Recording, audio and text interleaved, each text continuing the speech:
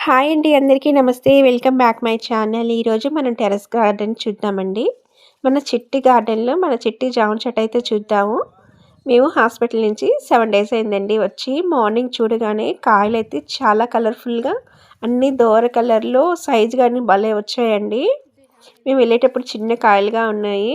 ఈరోజైతే మన ఇంటికి బంధువులు వచ్చారు. వాళ్ళ కోసం అయితే హార్వెస్ట్ అనేది చేద్దాం అనుకున్నాను. వాళ్ళు చూసి చాలా హ్యాపీ అయిపోయారండి. ఇంత చిన్న మొక్కకి ఇన్ని కాయలు ఎలా గ్రోత్ అయ్యాయి అని చెప్పి. దీనికైతే పోషకాలన్నీ నేను ఫుల్ వీడియో అయితే అప్లోడ్ చేస్తున్నానండి. కింద లింక్ ఇచ్చున్నాను. దాంట్లో అయితే చూడండి ఫుల్ వీడియో కానీ.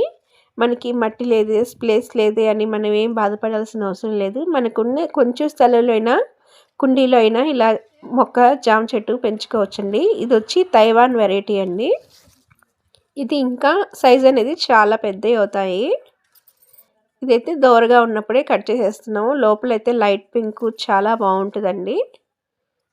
ఇప్పుడైతే హార్వెస్ట్ చేసి వాళ్ళకైతే ఇద్దామనుకున్నాము. మనం ఎలాగైనా మన ఇంట్లో మనం పెంచుకున్న మొక్క ఒక్క కాయ వచ్చినా కానీ చాలా హ్యాపీ అనిపిస్తుందండి. కానీ ఇన్ని చెట్లు ఇన్ని కాయలు వచ్చేయాలకి ఫుల్ హ్యాపీ అయిపోయాము. మీతో అయితే షేర్ చేసుకోవాలనుకున్నాము. ద్రాక్ష కానీ బ్రాంచెస్ కానీ బాగా వచ్చాయండి. అక్కడక్కడ చిన్న చిన్న ద్రాక్షాలు అయితే వచ్చున్నాయి. ఇప్పుడు చూడండి సైజ్ చూడండి ఎంత పెద్దది ఉందో. అసలు ఇంకా సైజ్ చాలా పెద్దవి అవుతాయి ఇవి. మేమైతే దోరకాయలే హార్వెస్ట్ చేస్తున్నామండి. పండుకాయలు అయితే తినము.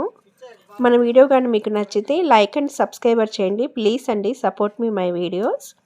ఫుల్ వీడియో కానీ చూసి మీరు ఒక్క మొక్కైనా తెచ్చి ఇలా పెంచుకోండి.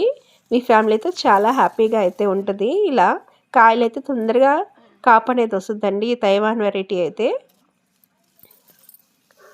నా వీడియోలన్నీ చూసినందుకు మీ అందరికైతే ధన్యవాదాలండి.